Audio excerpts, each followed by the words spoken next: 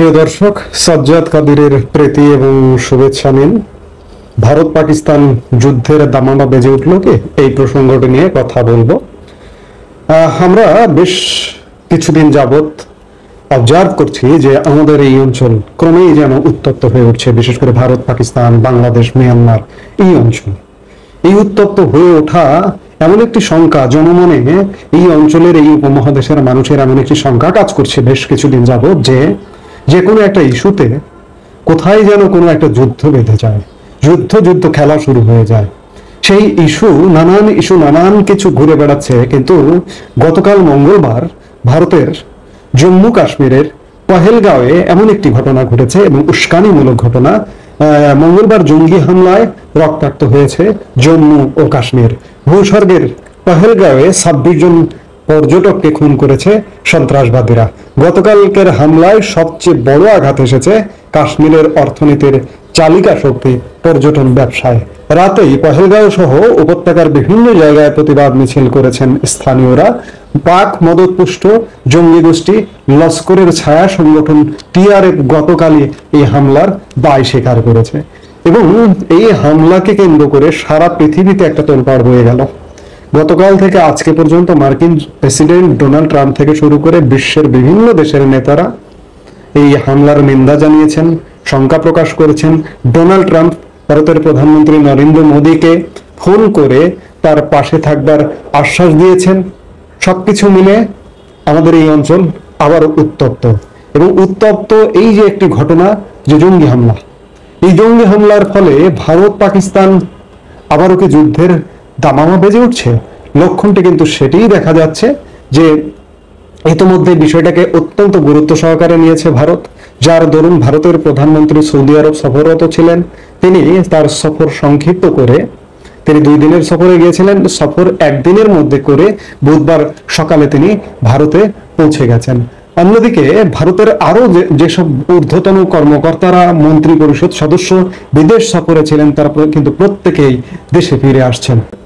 মার্কিন যুক্তরাষ্ট্র সফররত আছেন ভারতের অর্থমন্ত্রী নির্মলা সীতারামন, তিনিও তার সফর সংক্ষিপ্ত করে ভারতে ফিরে আসছেন। এই হামলাকে নিয়ে পাকিস্তানের নেপথ্য ভূমিকার কথা জোরালোভাবে যখন আসছে, ঠিক তখনই ভারত পাকিস্তান যুদ্ধের গন্ধ পাওয়া যাচ্ছে। বুধবার সেনা সর্বাধিনায়ক ও 3 সেনা প্রধানের সঙ্গে বৈঠক করেছেন প্রতিরক্ষা মন্ত্রী রাজনাথ সিং। বৈঠকে জম্মু ও কাশ্মীরে নিরীহ পর্যটকদের উপর সন্ত্রাসবাদী হামলার পরবর্তী পদক্ষেপ নিয়ে আলোচনা হয়েছে বলেই জানা গিয়েছে। বর্তমান পরিস্থিতিতে পাক অধিকৃত কাশ্মীরের জঙ্গি প্রশিক্ষণ শিবিরগুলোতে কি পাল্টা সার্জিক্যাল স্ট্রাইক হতে পারে? বুধবার সকালে প্রতিরক্ষা মন্ত্রীকে পহেলগাঁও ও কাশ্মীরের বর্তমান পরিস্থিতির কথা জানান সেনা সর্বাধিনায়ক জেনারেল অনিল চৌহান। তার সঙ্গে ছিলেন পদাতিক, বিমান ও নৌবাহিনীর প্রধানরাও। উল্লেখ্য, পহেলগাঁও হত্যাকাণ্ডে মৃত্যু হয়েছে নৌবাহিনীর এক কর্মকর্তারও। এই অবস্থায় প্রাথমিকভাবে গোটা উপত্যকায় জঙ্গিদের খোঁজে নিরাপত্তা কয়েক গুণ বাড়ানো হয়েছে। শুরু হয়েছে চিরুনি তল্লাশি। সেনা পুলিশ যৌথভাবে অভিযান চালাচ্ছে, সেই সঙ্গে নিয়ন্ত্রণ রেখায় নিরাপত্তা বাড়িয়ে কড়া নজরদারি শুরু হয়েছে। এই অবস্থায় প্রতিরক্ষা মন্ত্রী রাজনাথ সিং এর সেনা কর্মকর্তাদের বৈঠক তাৎপর্যপূর্ণ বলেই মনে করা হচ্ছে। সার্জিক্যাল স্ট্রাইকের সম্ভাবনা উড়িয়ে দেওয়া যাচ্ছে না। এবং এরই সাথে আরেকটি উস্কানিকে বিশেষ করে ভারতের মানুষ মনে করছে, গত 17 এপ্রিল পাকিস্তানের সেনাপ্রধান আসিম মুনির একটি উস্কানিমূলক বক্তব্য দিয়েছিলেন, ভারতকে নিয়ে উস্কানি দিয়ে, এবং হিন্দু মুসলিম উস্কানিমূলক বক্তব্য। এই যে জঙ্গি যে হামলাটা হলো, এই হামলার পেছনে সেনাপ্রধান আসিম মুনিরেরও সেই উস্কানিমূলক বক্তব্যেরও একটা যোগসূত্র খুঁজে পাওয়া যাচ্ছে। আরেকটি বিষয়, যে এত বড় একটা ঘটনা ঘটে গেল, ঘটনা ঘটে যাবার পরে পাকিস্তানের প্রতিরক্ষা মন্ত্রক এবং পররাষ্ট্র মন্ত্রকও বিবৃতি দিয়েছে। পহেলগাঁও জঙ্গি হামলার ঘটনায় তাদের কোনো হাত নেই, এমনটাই বলছেন পাকিস্তানের প্রতিরক্ষা মন্ত্রী। অন্তত 26 জন পর্যটকের মৃত্যুর ঘটনার পর জানালেন পাকিস্তানের প্রতিরক্ষা মন্ত্রী খোয়াজা আসিফ। একই সঙ্গে ইসলামাবাদকে মঙ্গলবারের রক্তপাতের ঘটনা থেকে দূরে সরিয়ে রেখে এই হামলাকে ভারতের বিরুদ্ধে বৃহত্তর বিদ্রোহের অংশ হিসেবে বর্ণনা করেছেন তিনি। পাকিস্তানের এক সংবাদ মাধ্যমকে দেওয়া সাক্ষাৎকারে খোয়াজ বলেন, পহেলগাঁওয়ের হামলার সঙ্গে পাকিস্তানের কোনো যোগসূত্র নেই, এখানেই থেমে থাকেননি তিনি। খোয়াজ যোগ করেন, নাগাল্যান্ড থেকে কাশ্মীর, ছত্তিশগড়, মণিপুর এবং দক্ষিণ ভারতের রাজ্যগুলোতে বিদ্রোহ চলছে। মনে হচ্ছে এই হামলায় কোনো বিদেশি হস্তক্ষেপ নেই, বরং স্থানীয় বিদ্রোহের ফল।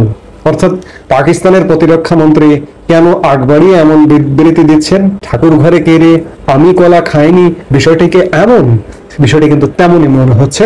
ভারত পাকিস্তান এই জঙ্গি হামলাকে ইস্যু করে একটা বড় ধরনের পরিস্থিতি ক্রিয়েট করবার দিকেই যাচ্ছে। শুধু তাই নয়, পাকিস্তানের ভারতের দিকে চোখ রাঙানো এবং এর সাথে আরো নতুন যোগ হয়েছে সাম্প্রতিক সময়ে বাংলাদেশকে নানাভাবে পাকিস্তান পৃষ্ঠপোষকতা করছে। ভারতের এটিও একটি রাগের ক্ষোভের কারণ এবং এই সবকিছু মিলে পাকিস্তান ভারতের দিকে চোখ রাঙানি, বাংলাদেশকে পৃষ্ঠপোষকতা এবং এই সাম্প্রতিক সময়ের জঙ্গি হামলা করে পর্যটকদের জীবন নাশ করা এবং একটা পর্যটন শিল্পের ধ্বংসের দ্বার প্রান্তে নিয়ে যাওয়া পর্যটন এলাকা, সেটি জম্মু কাশ্মীর। এই যে এত বড় একটা হামলা হয়ে গেল, আপনি যদি একজন পর্যটক হন, আপনি কি সহসা আগামী কয়েক মাস অন্ততপক্ষে জম্মু কাশ্মীর ভ্রমণ করবার সাহস করবেন? এই পর্যটন নির্ভর অর্থনীতি জম্মু কাশ্মীরের কোথায় গিয়ে দাঁড়াবে একবার চিন্তা করেছেন? এই সবকিছু মিলিয়ে ভারত এটিকে খুব হালকাভাবে যে নেবে না, এটি পরিষ্কার, কারণ অত্যন্ত সিরিয়াস ভাবে নিয়েছে। ভারতের কেন্দ্রীয় স্বরাষ্ট্রমন্ত্রী বুধবারই ছুটে চলে গিয়েছেন সেই পহেলগাঁয়ে এবং সেখানে নিহতদের স্মৃতির প্রতি শ্রদ্ধা নিবেদন করেছেন এবং তিনি হুঙ্কার দিয়েছেন যে কাউকে ছাড় দেওয়া হবে না। এই জঙ্গি গোষ্ঠীর পেছনে যদি পাকিস্তান থাকে বা পাকিস্তান মদত থাকে, এই হামলাটাকে কেন্দ্র করে দেখা যাচ্ছে ভারত পাকিস্তান একটা যুদ্ধ শুরু হয়ে যাচ্ছে।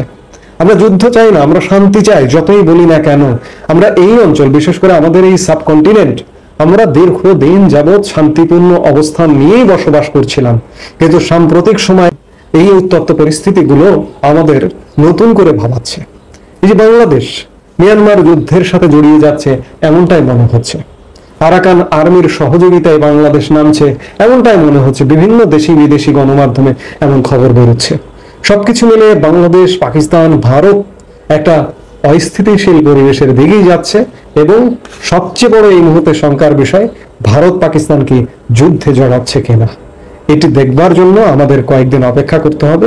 আমরা অপেক্ষা করি এবং দেখি সামনের দিনগুলোতে কি হয়। এই মুহূর্তে এ পর্যন্তই। সবাই ভালো থাকুন, সুস্থ থাকুন। আমাদের ভিডিওগুলো নিয়মিত পেতে সাবস্ক্রাইব করুন Sajjad Kadir and the legends YouTube channel এবং লাইক, কমেন্ট, শেয়ার করে সাথে থাকুন।